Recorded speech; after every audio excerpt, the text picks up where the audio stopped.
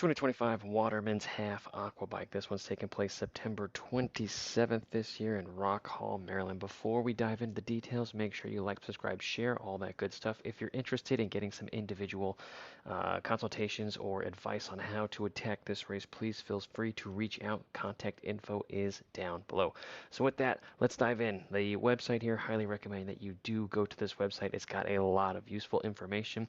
We got race policies, locations, guide, participant list, facts, packet pickup, all that good stuff is located here. So if you haven't already, please make sure you dive into that. Next up, we got our area over here. We have our transition located right here, and we do have a bit of a walk to head to the swim start. So make sure you do account for that on race morning. Our swim is a bit of a unique start to things out here. First of all, we do have a dock jump off point right here, which is pretty cool. It's not a huge drop, but it's big enough for you to kind of make you think a little bit. A couple of feet there. Also, quick things to note, there are a couple of pylons out over here. If you get really far out, that's actually a very bad representation. They're actually closer to over here. So make sure when you are on race day, this is one of the points where I would really suggest you stay close and tight to those lines there. Another important distinction to note, sometimes the water can swirl this way, other times the water will swirl the other way. For our purposes here today, we are going to be going counterclockwise. That is this direction for all you non-clock users. Now, what that means is the water will typically push you towards that direction on this first little start out over here, so you might have to sight towards a little bit out towards here, maybe not as extreme, but you get where I'm going with that. All right, that will lend you a straight shot into that turn right there. The turn is going to be a little bit busy, but in my experience out here, this is one of those turns where it's not super contested. It's not super really busy. The really busy parts are really throughout right over here. And then it does kind of break off a little bit, so you don't really have to worry too much about this first turn right there. There's going to be a lot of people around you, and that's going to pretty much last until this buoy out here, no matter where you are, unless you start the front of the pack. But this line right here, it's a little bit easier to stay nice and tight to that sighting line right there. And this is kind of where you can kind of take your foot off the gas a little bit in terms of excessive sighting there. What I would suggest though is this is the opportunity for you to really establish your consistency, your routine, your pacing, a big one out there. If you don't, you're going to find that you are going to blow up during this section or this section right here. Remember, we have 2 loops to do on this course right here. On this turn right here, again, not a really contested turn, but what is really important is you to find that buoy way over here. The sooner you can do it, the better. Sometimes, oftentimes, when you make this initial turn, you won't be able to see the sighting or the turn buoy way down over there. So what you need to do is look for the furthest sighting buoy. If all you can see is this one out here, then that's where you're going, right? If you can see this guy out here, then you are going to be aiming for number 2, right? Or if you can see all the way over there, you're going boom, straight over there.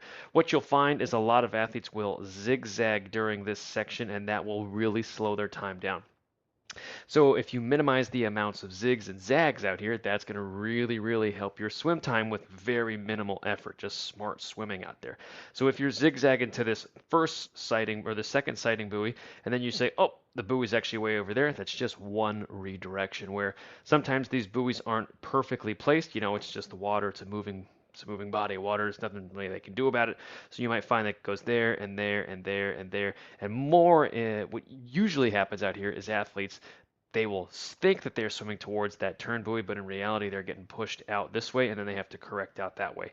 Again, find something to sight on, whether it's something way over here, right, or that sighting buoy right there, or the turn buoy, or yeah, the sighting buoy right there, and you will have a better swim time. All right, hooking on over here for the only time that you're going to be doing this on the loop right here. There is going to be a shallower section of water right there. That means that you, right, will possibly hit it, okay? Depending on how shallow it is, it might behoove you to stand up and actually walk or run or jump through that section out there. I've only seen it that shallow a couple of times. Usually you can dolphin dive or just swim in the shallow water, but realize that you're going to be your swim times are going to be a little bit slower because that's shallower water. That will frustrate a lot of people, and what you will find is there will be a lot of high effort swimmers through there, and they're going to pay the price for right over there. Remember, follow your plan, all right? If you are swimming at a certain pace, you know that field because chances are you've been swimming up until then. So you should know the feel for you in the water there. Once you make this turn over here, it's pretty much a carbon copy, guys, of the first and second loops. Don't really overthink it. With the biggest thing on this course is to find that sighting buoy right there. And you can see, right, we'll just do transition one right here. This dock right here, this is going to be your transition one. You're going to run across the dock and you're going to head out over here to the transition zone. It's a little bit longer than you want it to be. Watch for boards that are not even. Watch for some nails. Definitely don't run on the nail patches out there. You know, kind of run in between them. You can definitely see where they are with very minimal effort. So, you know, things you just need to be aware of on race day right there, okay? Watch the dock effort right there. That's another big secret out here. So next up is our bike out here. So scrolling down here, we're going to look at their map really fast, and then we're going to kind of get out of here. So the biggest thing that you need to note on this is when you do go out here, it is a two-loop course. This is a right-hand turn, so you're going to do this whole thing, this zig and zag pattern out here. You're going to turn right, and you're going to do it one more time before you head straight in, and this is the straight in part over here, hanging a left-hand turn, going through the neighborhoods here, and then to our finish right there. Now, what does this look like on a map? Actually, before we do that, another real big thing that you got to watch out for are these smiley faces. Those are the aid stations out on course. What that looks like is like this: 1, 2, 3. I've only put 3 there. I haven't put them out here again. I don't know if that aid station is going to be available in the morning. It probably will. Something to just ask. If that is available on loop number 1, that's going to give you 4 aid stations. The first one coming at mile 4. Chances are most people are not going to be able to, or not going to want to use that, so they won't even need to worry about it. But if it's there and if it's a really hot day, you might want to use it to cool off. If it's a cool day, you might want to just fly through it. It's personal preference, and again, that's an individual thing. So if you do want more individual analysis, please reach out. I'll be happy to dive into that with you on a personal level there. But going up over here, we can definitely see we have 2 different gradual inclines. Also, something else to keep in mind when looking at the elevation profiles out here, we are looking at bands of 50 feet out here. And you will also see that none of those elevation points go above the 100-foot mark out here. I believe the highest point on here is like 85, 90 feet in the air. So nothing major at all. So in the grand scheme of things, everything is under 100 feet of elevation. The other points to watch out for or take note of are these major inclines out here. And I say that jokingly. All right. There are going to be some times where there is an incline, but it's not going to last for like a mountain's long of length. So what that means is these inclines right here are going to be a little more aggressive in terms of power output. You do have more of a green light there because everything else afterwards isn't super crazy out here. The biggest crazy thing that you're going to have to watch out for is the wind on race day. Chances are it will start off in this direction and slowly turn to this direction. But what that means, if anyone's ever raced out in this part of the world here, what that means is you will probably have a swirling of wind out here. So just because it's coming from one direction doesn't mean you should expect it to be coming from that direction at all times. It will swirl, it will do some kind of crazy things. So make sure when you're racing, you got your eyes down the road and you are watching what's going on to the people in front of you. If they're getting pushed from a certain side or something's happening to them on the road from the wind, prepare yourself and get ready for it because chances are it's probably coming your way in a second. But for all intensive purposes, we're going to be going with a wind that's going in this direction right here. That means on the way out, you are going to have a headwind, this section. You're going to have a crosswind here, right? Headwind during this section out here. You're also going to have a crosswind here and a tailwind section. So the points 1, 2, 3, those sections right there are probably going to be fast. Section number 2 out there is probably not going to be as fast as you want it to be because you have a little bit of a crosswind, but it's still technically going to be a tailwind mostly. So this is an area where you just don't want to kind of put all your chickens in one basket and expect it to be a tailwind right there. All right, so what does that mean in terms of power production, power output? So this is our athlete out here, taking away the elevation, taking away the power, and just having speed out here for a second. You could see that we steadily rise in speed. This turn right through here is the turn to go from loop 1 to loop 2. Makes sense, right? Also, right here, these first 8 miles, This is the area where some of your lowest speeds are probably going to be. Also, some of your more consistent speeds right there. You could see for the remainder of the day, we're up, we're down. Some of those violent accelerations that we talked about are because of the hills that are there. All right. So now that we've kind of really let the cat out of the bag there, let's talk about power production out here. Um, but this is a flatter course out here. This athlete has about that 150 FTP. They are doing the Aquabike out here, so we're kind of touching that for the majority of the day because it's no run. Um, but this athlete right here is going to be about 137, 132, back over here, 137, 130. So this athlete's going to be targeting about 135 for the duration of here. You could see that during the major uphills, in quotations right here, they're going to be at about 150 watts. Again, 150 on the dot. The more really aggressive numbers that they're going to be shooting for is about their FTPs, maybe 10, maybe a little bit above it, right? So they really only have 3 numbers to kind of keep track of over the course of this race, and we just went over those, right? Chances are, if you're doing the triathlon, you're watching this video, you're probably going to be in the same boat as them, right?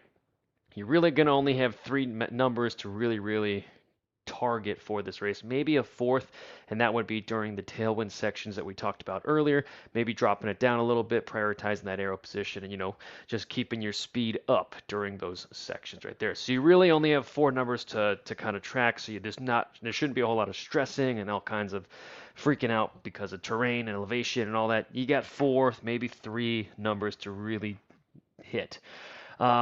Speaking of weather, this simulation is predicting a weather that is going to be rainy. Hopefully that's not the case. This is getting recorded on the 23rd of August here, so pretty fair distance out, so bold prediction there. Also, the wind in blue, that's going to be about 5, let's call it 6 miles an hour for this mock simulation. Of course, this is all subject to change, right? So keep that in mind, right? Let's go to time analysis really fast. Time analysis on this course, if you were to increase or improve your drag slightly, you're going to net about 30-second gain for any serious improvement there, right? Power production on this course, 1% increases of your target power is going to net you 40-second savings. A 1% drop in your weight is probably going to save you around that 8-second mark. Keep in mind this athlete's pretty much already at their race weight. And rolling resistance, dropping it down out there, you are going to save about 8 seconds for every serious upgrade from there. So if it was me on this course, what I would be targeting is that power production right now. About 3% of your ability, a little bit higher, is going to save you 2 minutes already almost. Drag, if you can improve your drag slightly, then we're already at 2 minutes and 30 seconds of savings out there. If you have some weight to drop, obviously a little bit of weight to drop is going to be great for you. But on a course like this, it's not going to be overly important unless you do have some serious weight to drop. And keep in mind, this race is about a little over a month away at this point, so you can't really drop a ton right now. So rolling resistance, I would also kind of explore this area in your next couple of training rides or longer training days. That is going to save you some seconds there. And in the discipline of Aquabike, really every second is a opportunity to save. So that's really where I would target for the bike out here. Since we're not doing the run, we don't really have to focus on that. Also, the last thing that I wanted to touch on again are the aid stations, right? The aid stations are going to come in kind of weird areas out here. So the first real one that you kind of have to pay attention to is going to be available at 16.7. Third one, which is kind of really more important in my mind, is going to come at that 29-mile marker-ish. So that one will definitely be one to hit. And then the third one and the last one is going to be at that 41.5-mile marker out there. I'm not going to give away all the secrets to the Aquabike, but these 3 aid stations, I would say each of them kind of are more essential as the race goes on here. So that's the Aquabike brief breakdown. Again, if you want more specifics, more detail for your individual needs on race day, please reach out down below. Contact info is there. Good luck to everybody racing this year. One of my favorite races on the circuit.